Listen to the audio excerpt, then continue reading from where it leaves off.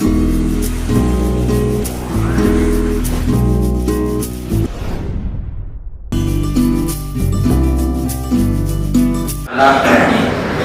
جانتے ہیں کہ انسان کی زندگی کا سب سے اہم مرحلہ ہوتا ہے. اس مرحلے میں انسان کو بھرپور طاقت، بھرپور حوصلہ اور اس کے اندر بڑی ساری امنگیں رہتی ہیں. وہ جو کام کرتا ہے پوری مستعدی کے ساتھ، پوری طاقت کے ساتھ، پوری صلاحیت کے ساتھ کرتا ہے. اور ایک مسلمان نوجوان جو ہوتا ہے اس کے بارے میں تو شریعت نے جو ہدایتیں دی یا شریعت کی نظر میں ایک مسلم نوجوان کیسا ہونا چاہیے، قرآن کے اندر اور اللہ کے نبی صلی اللہ علیہ وسلم کی حدیثوں کے اندر اس کی بڑی وضاحت کر دی گئی. اصحاب کہف کا واقعہ آپ قرآن میں پڑھتے ہیں. یہ لوگ نوجوان ہی تھے. انہم فتیۃ آمنوا بربہم وزدناہم ھدی. یہ اپنے سماج سے، سماج کی برائیوں کو دیکھ کر کے، سماج کے اندر شرک اور کفر دیکھ کر کے، سماج سے الگ ہو کر کے الگ الگ علاقے کے نوجوان تھے، لیکن سب اکٹھا ہو گئے اور انہوں نے اپنے آپ کو توحید پر قائم رکھنے کا عزم کیا. اور پھر اللہ تعالیٰ نے ان کو ایک ایسی جگہ راہ میں پہنچا دیا، وہیں سلا دیا، ان کے اوپر نیند طاری کر دی. یہ پورا واقعہ سورہ کہف کے اندر آپ پڑھ سکتے ہیں. انبیاء کرام میں سے اکثر نوجوان ہی ہوتے تھے. ابراہیم علیہ السلام کے واقعے میں آپ پڑھیں گے، قالوا سمعنا فتى يذكرهم يقال له ابراہیم. جب ابراہیم علیہ السلام نے بتوں کو ٹکڑے ٹکڑے کر دیا تھا تو ان کے قوم کے لوگ بہت ناراض تھے. معلوم ہوا، پوچھا گیا کہ کس نے کیا ہے، تو بتایا کہ ایک نوجوان نے، جس کو ابراہیم کا. اللہ کے نبی صلی اللہ علیہ وسلم کو نبوت ملی 40 سال کی عمر میں، جو جوانی کا سمجھے کہ عروج ہوتا ہے بالکل، یا تکمیل کے مرحلے کو ہوتی ہے جوانی. صحابہ کرام کو دیکھیے، جو ابتدائی مرحلے میں جو صحابہ اسلام لائے اکثر نوجوان ہی تھے. ابو بکر رضی اللہ تعالیٰ عنہ کی عمر اس وقت تقریباً 38 سال تھی. یہی حال حضرت عمر کا ان سے بھی کم تھے، اور حضرت عثمان ہم سے بھی کم عمر کے تھے. حضرت علی کو سمجھے کہ ابھی بالکل بچے تھے. تو نوجوان جو نسل ہوتی ہے وہ اس کو ہر خیر کے کام میں آگے ہونا چاہیے، ہر اچھے کام میں اس کو آگے ہونا چاہیے. اسی لیے اللہ کے نبی صلی اللہ علیہ وسلم نے بتایا کہ قیامت کے دن جن 7 قسم کے لوگوں کو عرش کا سایہ نصیب ہوگا، جبکہ وہاں کوئی سایہ نہیں ہوگا، صرف عرش کا سایہ ہوگا قیامت کے دن. اس عرش کے سائے میں جن 7 قسم کے لوگوں کو جگہ ملے گی، ان میں سے ایک وہ ہوگا کہ وہ شاب نشا فی عبادت اللہ، وہ نوجوان جس کی نشو و نما اللہ کی عبادت میں، جو اللہ کی عبادت میں پلا ہوا. اللہ کی عبادت کا مطلب صرف یہ نہیں ہے کہ ہم مسجد میں بیٹھے رہیں دن رات اللہ ادا کرتے رہیں. ہر وہ کام جو اللہ کی رضامندی کا، ہر وہ کام جس سے اللہ تعالیٰ خوش ہوتا ہے، اس میں نماز بھی داخل ہے، صدقہ خیرات بھی داخل ہے، تلاوت بھی داخل ہے، اور خدمت خلق بھی داخل ہے، دوسروں کے کام آنا، ہر اچھا کام. تو جو نوجوان اس طرح سے جس کی نشو و نما ہوگی، قیامت کے دن اس کو بھی عرش الہی کے سائے میں جگہ ملے گی. اور دوسری طرف ذمہ داری بھی نوجوانوں کی زیادہ ہوتی ہے. اسی لیے جن 4 یا 5 سوالوں کا جواب دیے بغیر قیامت کے دن کوئی انسان اپنی جگہ سے ٹل نہیں سکتا، ان میں سے ایک سوال جوانی کے بارے میں بھی ہوگا. ایک تو پوری عمر کے بارے میں ہوگا کہ وعن کلہ فیما ابلیٰ، پوری عمر کا حساب دینا ہوگا. وعن شبابہ فیما ابلیٰ، اور جوانی کے مرحلے کا الگ سے حساب دینا ہوگا کہ جوانی کا مرحلہ تم نے کیسے بتایا.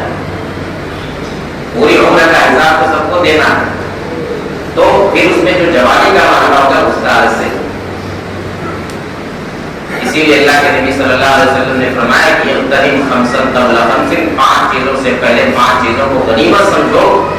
تو اس میں بتلایا کہ بڑھاپا آنے سے پہلے جوانی کو غنیمت سمجھو. بڑھاپا آنا ہے، اگر اللہ تعالیٰ نے عمر دی تو بڑھاپے کے مرحلے کو پہنچنا ہی پہنچنا ہے. جب اعضاء کمزور ہو جائیں گے، جب جسم کے اندر طاقت نہیں رہے گی، اس وقت سوچو گے کہ کاش کی مجھ کی طاقت ہوتی تو یہ کرتا. تو وہ وقت آنے سے پہلے جوانی کو غنیمت سمجھو اور اس میں خیر کا کام بڑھ چڑھ کر کے کرو. میرے بھائیوں، صحابہ کرام کو دیکھیے، ان کے جو نوجوان تھے بلکہ بچے جو ہوتے تھے، ان کے اندر کیا جذبات ہوتے. آج ہم اپنے نوجوانوں کو دیکھتے ہیں اور پھر آج اول کے جب ان نوجوانوں کو دیکھتے ہیں، دونوں کا موازنہ کرتے ہیں تو زمین آسمان کا فرق نظر آتا ہے. آج ہر طرف شکایت ہی شکایت ملتی ہے، اور رمضان کے مہینے میں خاص طور سے یہ پتہ نہیں IPL کا جنون کیا ہے. یعنی کھیل تماشا تو پورے سال لگا ہے، لیکن یہ کہ رمضان کے مہینے میں نمازیں چھوڑ کر کے، تراویح چھوڑ کر کے، اور اسی میں گھسے رہو، اسی کے چکر میں رہو. فلاں ٹیم کو جتانا ہے، فلاں ٹیم ہار جائے، فلاں کھلاڑی ہمارا بہت پسندیدہ ہے، اور یہ سب چکر. جبکہ یہاں رحمتوں کا نزول ہو رہا ہے، یہاں خیر کے دروازے چوپٹ کھلے ہوئے ہیں اور ہم شر کے دروازے میں کی طرف دوڑ رہے ہیں. رمضان کے مہینے میں ایک نوجوانوں کا طبقہ بھی دیکھا جاتا ہے. تراویح کی نماز مسجد میں ہو رہی ہے، بزرگ لوگ، معمر لوگ اگلی صفوں میں پڑھ رہے ہوتے ہیں، اور ہمارے نوجوان پیچھے بیٹھے رہتے ہیں، گپ شپ بھی کرتے رہتے ہیں اور انتظار کرتے رہتے ہیں کہ کب رکوع کا وقت آئے تو جلدی سے جا کر کے تراویح پڑھ، تراویح میں شامل ہو جائے. یعنی عبادت میں بھی جو ہے مطلب ہے کہ کاٹ چھانٹ کہیے اور دھوکہ دہی کہیے، اس کو دھوکہ دہی نہیں کہیں گے تو کیا ہے. اور یہ افسوس ہے کہ نوجوان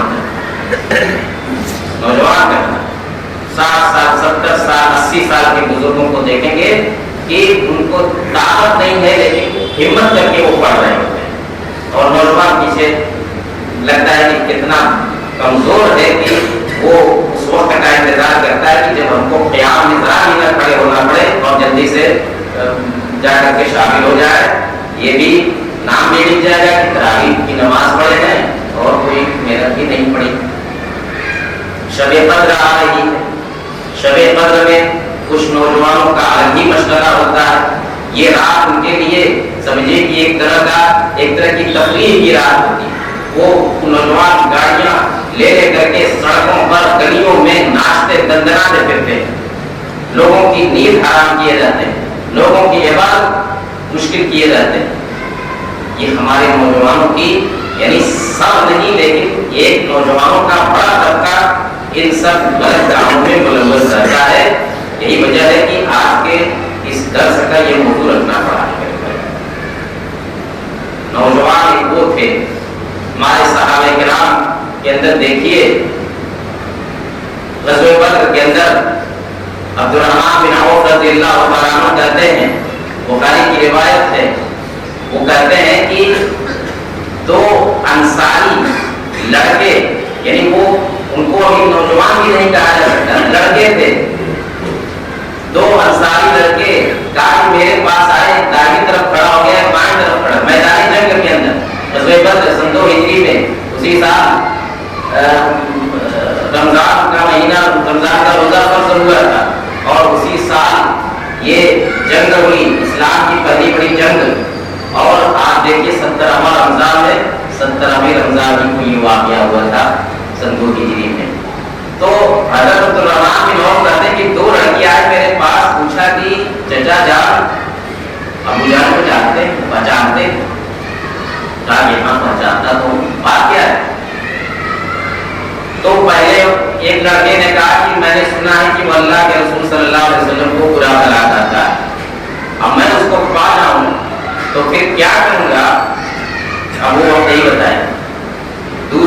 وہاں دوسرا لڑکا کا یہ نوجوان بھی نہیں، وہ پوچھتا ہے کہ چچا جان آپ ابو جہل کو پہچانتے ہیں؟ کیا بات ہے بیٹا؟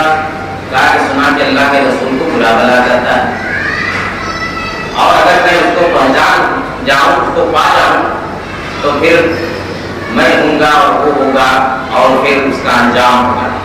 عبدالرحمن بن عوف کہتے ہیں کہ یہی بات ہو رہی تھی کہ مجھ کو ابو جہل نظر آ گیا۔ ابو جہل کو جانتے ہیں کتنا بڑا اسلام دشمن انسان تھا اور اللہ کے نبی صلی اللہ علیہ وسلم کو کتنی تکلیفیں پہنچاتا تھا، تو اس کی وجہ سے ہر مسلمان کے دل میں یہ خواہش تھی کہ اس عدو اللہ کا کام تمام کر دینا چاہیے۔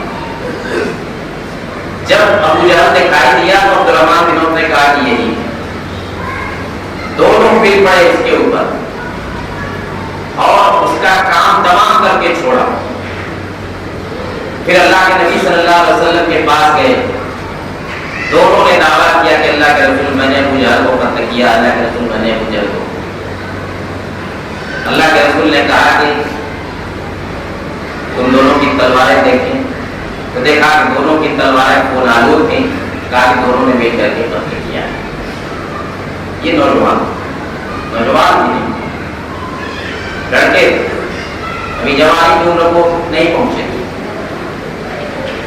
ایک سال کے بعد غزوہ احد ہوتا۔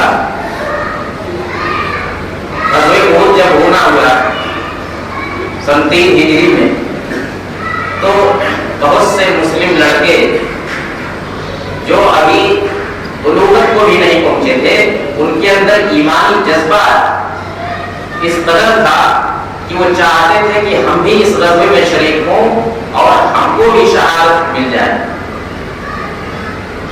اللہ کے نبی صلی اللہ علیہ وسلم نے جب لشکر کا جائزہ لیا تو اس طرح کے جتنے لڑکے تھے سب کو نکال دیا، کہا کہ نہیں تم لوگ ابھی چھوٹے ہو۔ اللہ کے نبی صلی اللہ علیہ وسلم شفیق تھے، رحیم تھے، کہا کہ بچے ہو، ابھی تم لوگوں کو جنگ میں جانے کی اجازت نہیں۔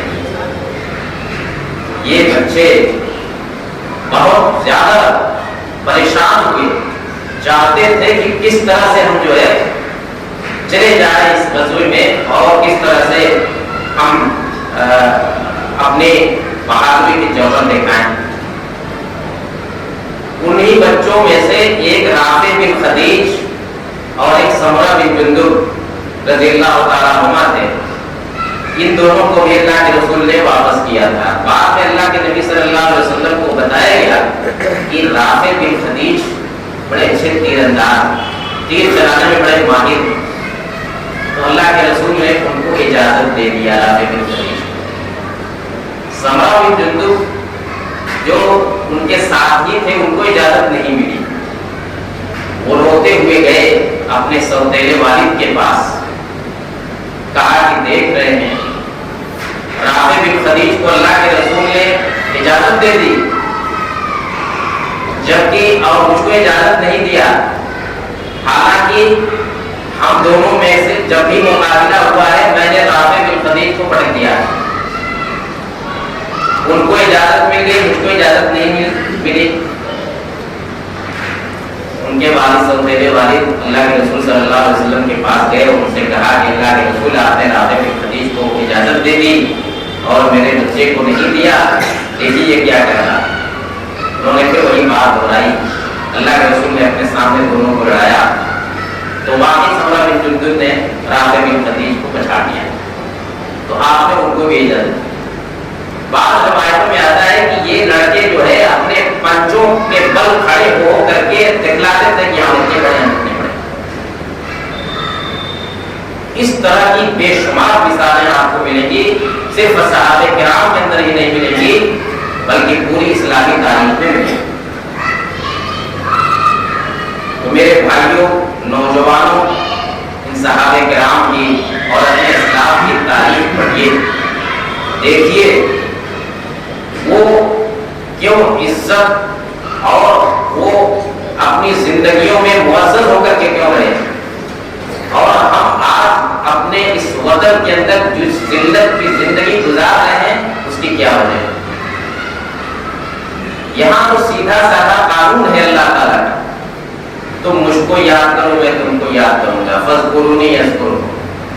ہم اگر چاہتے ہیں کہ واقعی ہم کو بھی وہی عروج اور وہی ترقی اور وہی عزت، وہی نیک نامی، وہی وقار ملے جو ہمارے پہلے کے لوگوں کو ملا تھا، جو ہمارے صحابہ کرام کو، تابعین کو، تبع تابعین کو اور ایک زمانے تک مسلمانوں کو ملا تھا، اگر ہم چاہتے ہیں تو ان کی زندگیوں سے ہمیں ان کی زندگیوں کو نمونہ بنانا پڑے گا اور اپنے اندر تبدیلی لانی پڑے گی۔ نوجوانوں کے اندر بڑی صلاحیتیں اللہ تعالیٰ نے رکھی ہوتی ہیں، ان صلاحیتوں کا مثبت استعمال ہو، نہ یہ کہ منفی استعمال ہو۔ ہم لوگوں کا معاملہ یہ ہے کہ نوجوانی کا مطلب عام طور سے یہ سمجھا جاتا ہے کہ اس زمانے میں جس قدر خرافات کرو، جس قدر شرارتیں کرو اور ادھر گھومو، ان کو پریشان کرو، ان کو پریشان کرو، بزرگوں کو برا بھلا کہو، اپنے والدین کی نہ سنو، اپنے بڑے بزرگوں کی نہ سنو، یہی ایک شناخت بن گئی ہے۔ رمضان کا مہینہ اس لیے نہیں آتا ہے کہ ہم دن کا دن سو کر کے گزاریں۔ اکثر نوجوانوں کو دیکھا جاتا ہے کہ وہ یا تو پوری رات جاگتے ہیں یا رات کا اکثر حصہ جاگتے ہیں اور پھر صبح کو سوتے ہیں، تو کچھ تو ظہر کے وقت اٹھتے ہیں، کچھ تو ظہر کے وقت بھی نہیں اٹھتے۔ اس طرح سے نہیں ہوتا ہے۔ رمضان اس لیے نہیں آیا، روزہ اس لیے نہیں رکھا جاتا۔ یہ تو جہاد کا مہینہ تھا، غزوہ بدر بھی رمضان کے مہینے میں ہوا اور فتح مکہ کا واقعہ بھی رمضان کے مہینے میں ہوا۔ یہ تو عہد نبوی کے یہ دو بڑے غزوات ہیں جو رمضان کے مہینے میں ہوئے۔ بعد کی تاریخ میں بھی دیکھیں گے تو اب بہت سارے غزوات ہوئے، بہت ساری جنگیں مسلمانوں نے لڑی ہیں دشمنوں سے، کہیں رمضان یا روزہ ان کی راہ میں حائل نہیں ہوا کہ رمضان کا مہینہ ہے چھوڑو ٹال دو بعد میں دیکھا جائے گا۔ نہیں، کیا رمضان کیا غیر رمضان، وہ اس مہینے کو غنیمت سمجھتے تھے، اس مہینے کو غنیمت سمجھتے تھے۔ ہر طرح کی عبادتوں میں یہ عبادت اس کو بھی سمجھتے تھے اور بڑھ چڑھ کر کے حصہ لیتے۔ تو اس مہینے میں ہمیں سارے لوگوں کو جہاں کثرت سے عبادت کرنی چاہیے، کثرت سے تلاوت کرنی چاہیے، کثرت سے نیکی کے کاموں میں حصہ لینا چاہیے، تو نوجوانوں کے اندر تو یہ طاقت بھرپور رہتی ہے۔ کون سا کام ہے جو نوجوان نہیں کر سکتے؟ روزہ رکھ کر کے لوگوں نے کیا کیا کیا ہے اور کیا کیا کرتے ہیں۔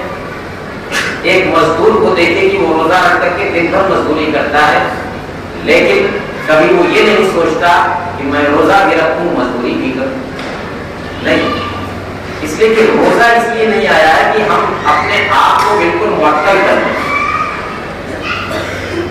ہونا تو یہی چاہیے کہ ہم دنیا کو یہ ثابت کر دیں دنیا کے سامنے کہ روزہ رکھنے کی وجہ سے ہمارے اندر کسی طرح کی سستی، کسی طرح کی تکاسلی، کسی طرح کی کمزوری نہیں ہے۔ ہم سب کام کر سکتے ہیں جو عام دنوں میں کر سکتے ہیں۔ تو ایک تو یہ کہ دن کا دن سونا، دوسرے یہ کہ مسجدوں میں جب آتے ہیں تو اللہ تعالیٰ ہدایت دے، بعض نوجوان مسجد میں بیٹھ کر کے گپ شپ کرتے ہیں، کیونکہ رمضان میں اکثر نوجوان مسجد میں آ جاتے ہیں، تو ان کی چونکہ عادت ہوتی ہے مسجد کے باہر بھی جہاں کہیں ملے ہنسی مذاق اور کھیل تماشا، تو مسجد میں بھی جب اکٹھا ہو جاتے ہیں تو وہی سب کام شروع کر دیتے ہیں۔ آگے لوگ نماز پڑھ رہے ہوتے ہیں اور پیچھے بیٹھ کر کے یہ کتنے نوجوان آتے ہیں، سنت پڑھنے کا وقت رہتا ہے، تلاوت کرنے کا وقت رہتا ہے، لیکن وہ پیچھے بیٹھ جاتے ہیں اور بیٹھ کر کے دوستوں یا کے ساتھ اور گپ شپ شروع کر دیتے ہیں۔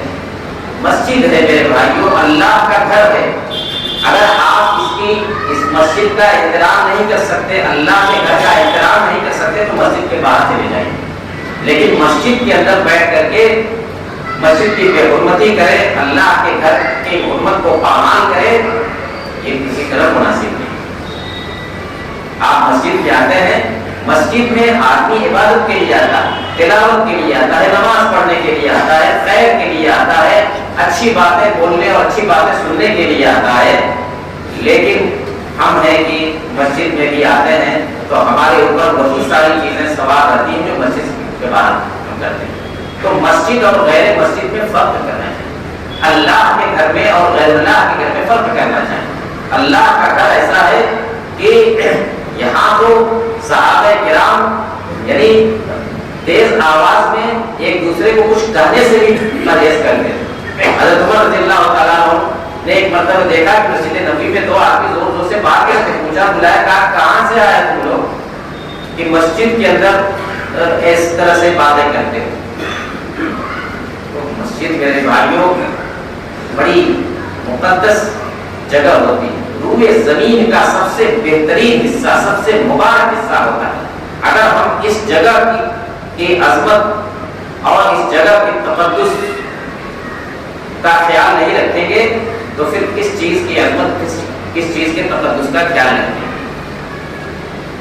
تو اس مبارک مہینے میں نوجوانوں سے خاص طور سے میں یہی درخواست کروں گا, بزرگوں سے رہنمائی کی درخواست کروں گا اور نوجوانوں سے یہ درخواست کروں گا کہ وہ مثبت میدانوں میں قدم بڑھائیں, خیر کا کام کریں. دیکھیں, آپ دیکھیے دنیا کیا کر رہی ہے, دنیا کے اندر کیا ہو رہا ہے. کتنے نوجوان ہیں جو اس مہینے میں خیر کا کام, کون ضرورت مند ہے اس کو اس کی ضرورت پوری کی جائے, کہاں کس چیز کی ضرورت ہے. کتنے نوجوان ہیں سڑک پر کھڑے ہو جاتے ہیں, افطار کے وقت ٹریفک کنٹرول کرنا ہوتا ہے, ٹریفک کنٹرول کرتے ہیں رضاکارانہ طور پر. کتنے نوجوان ہیں ٹریفک میں پھنسے ہوئے لوگوں کو افطار پہنچاتے ہیں, ان کے افطار کا انتظام کر دیتے ہیں اور پانی پلانے کا انتظام, ایک دوسرے کی کسی بھی طرح کی مدد. ضروری نہیں کہ مالی مدد ہی آپ کریں, بہت ساری ہر طرح کی مدد کے محتاج لوگ ہوتے ہیں. اور مالی مدد کا جہاں تک معاملہ ہے, رمضان کے مہینے میں دیکھا جاتا ہے کثرت سے لوگ اللہ کے راستے میں خرچ کرتے ہیں, لیکن ہمارے صدقات, ہماری زکات اکثر فکر فکر ہو کر کے رہ جاتی ہے. محلے کے مفلس, محلے کے غریب ہی رہ جاتے ہیں اور ہماری زکاتیں ختم ہو جاتی ہیں, صدقہ خیرات ختم ہو جاتا ہے. اگر یہ نوجوان مل کر کے کوئی ایسی شکل بنائیں کہ اپنے اپنے علاقوں کے ان غریبوں کا ڈاٹا جمع کریں کہ ان کے پاس کس کو کس چیز کی ضرورت ہے, کس کو مدد کی ضرورت ہے, کس کو علاج کی ضرورت ہے, کس کے بچے تعلیم نہیں حاصل کر پا رہے ہیں غریبی کی وجہ سے, ان کو سب کا سروے کر کے اور اہل خیر کے پاس اس کو پیش کریں اور ایک نظم بنا کر کے ان لوگوں کے گھروں تک پہنچا دیں. ان کا یہ سب خیر کے کام ہیں میرے بھائیوں. اپنے آپ کو ان خیر کے کاموں میں جب آپ مشغول رکھیں گے تو ظاہر بات ہے کہ شر آپ کے قریب نہیں آئے گا. جب خالی رہیں گے تو خالی انسان خرافاتی کے بارے میں سوچتا ہے. تو اپنے آپ کو خیر کے کاموں میں مشغول رکھیے اور جو بھی شکلیں ہوں خیر کے کام کی اس کام میں آگے بڑھے. اور ضروری ہے کہ آپ اپنے بزرگوں سے رہنمائی بھی حاصل کریں. نوجوان کا مطلب یہ نہیں ہے کہ ہم اپنے بزرگوں سے کٹ کر کریں. بزرگوں کی ذمہ داری ہے کہ ان نوجوانوں کی رہنمائی کریں اور نوجوانوں کی ذمہ داری ہے کہ اپنے بزرگوں سے رابطے میں رہیں, ان سے مشورے کریں اور وہ جو گائیڈ لائن دیں اسی روشنی میں اپنا قدم بڑھائیں. تو جا کر کے ایک خوشگوار معاشرہ تشکیل پائے گا اور جو شکایتیں لوگوں کی ہوتی ہیں نوجوانوں سے, وہ شکایتیں دھیرے دھیرے ختم ہو جائیں گی. یہ بہت بڑی ذمہ داری ہے نوجوان بھائیوں آپ تمام کی اور بزرگوں کی بھی. اگر ہم صرف اس محلے کے لوگ, اس مسجد کے مصلیان ان حقیقتوں کو سمجھ کر کے اور اپنی ذمہ داریوں کو سمجھ کر کے اس مبارک مہینے میں اپنے اندر تبدیلی لائے تو ایک بہت بڑی تبدیلی کا آغاز ہوگا. اللہ رب العالمین سے ہمیں دعا کرنا چاہیے کہ الہ العالمین ہماری جو ذمہ داریاں ہیں ان ذمہ داریوں کو سمجھنے اور برتنے کی توفیق عطا فرما اور ہم سے جو کچھ کوتاہیاں ہو رہی ہیں اس مبارک مہینے میں ان کوتاہیوں کو دور کر کے خیر کے کاموں میں آگے بڑھنے کی توفیق عطا فرما. اے اللہ تعالیٰ تو جب تک ہم کو زندہ رکھ, دین پر اسلام پر زندہ رکھ اور جب ہمارا خاتمہ ہو تو ایمان پر خاتمہ ہو. وآخر دعوانا الحمد للہ رب العالمین.